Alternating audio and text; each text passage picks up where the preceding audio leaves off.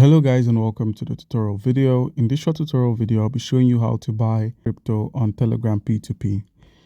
Alright guys, so you can go about buying your cryptocurrency on the P2P market by clicking on P2P and then clicking on buy. Now all you need to do is where it says your local currency, just simply enter your local currency, and where it says USDT, the price per USDT is shown, and all you need to do is click on buy.